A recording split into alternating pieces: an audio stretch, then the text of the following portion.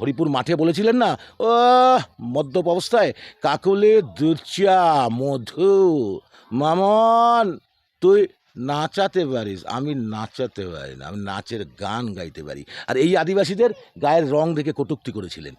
আদিবাসীরা নাকি তাদের রং চাপা হয়। একটা মানুষের রং নিয়ে যে বিচার করে একটা বিধায়ক, অশোকনগরের মাটি জানে না, যিনি ফ্লাইং কিস দেয় মহিলাদের, একটা অপসংস্কৃতি। এটা ননিকরের অশোকনগর, এটা সাধন সেনের অশোকনগর, এটা কেশব ভট্টাচার্যের অশোকনগর, যা বিধায়ক ছিল, তারা কোনোদিন নারীর সম্ভ্রমহানি করেনি। আজকে উনি নারীর সম্ভ্রমতা নষ্ট করেছেন। এবং এখানে যেভাবে অবৈধভাবে মাটি পাচার হচ্ছে, সরকারি লয়্যালটি নষ্ট করে দিয়ে, তার দায় উনি নিয়েছেন। ওই কামারপুরে একটা 5 বছর ধরে একটা ডিপ টিউবওয়েল বন্ধ, চাষিরা জল পায় না। আমি হাইকোর্টে মামলা করেছি, করে প্রমাণ হয়ে গেছে ওখানকার যিনি মনির হোসেন গাজী, তিনি 7,69,000 টাকা জমা দিতে বাধ্য হয়েছে হাইকোর্টের অর্ডারে, যদিও চেকটা বাউন্স হয়েছে। তার পাশে গিয়ে এই বিধায়ক তিনি ইফতার পার্টি করছেন তাকে সাথে নিয়ে। তাহলে চোরকে সাহায্য করছেন কে? কতগুলো আসন পাবেন আপনারা? দেখুন, ডাবল ডিজিট আমাদের চেয়ারম্যান বলে দিয়েছে, আইএসএফ কিন্তু ডাবল ডিজিট যাচ্ছে এবার।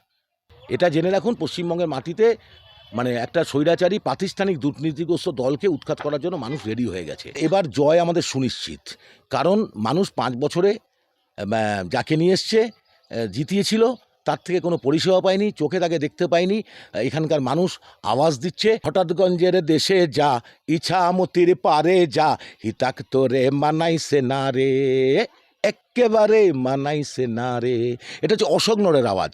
একটা ভূমিপুত্র, যে এখানে খেলাধুলা করেছে, যে এখানে সংস্কৃতি আন্দোলন করেছে, যে এখানে আদিবাসী অধিকার আন্দোলনের সাথে 30-40 বছর তার জীবনকে সঁপে দিয়েছে, জীবনের সর্বস্ব উজাড় করে দিয়েছে যে মানুষের জন্য, অশোকনগরের মানুষ আমাকে এবার মুখ ফেরাবে না। শহরের মানুষ, গ্রামের মানুষ এবার আমার পাশ থেকে সরে যাবে না। এটা আমার দৃঢ় বিশ্বাস যে ভূমিপুত্রকে তারা চাইবে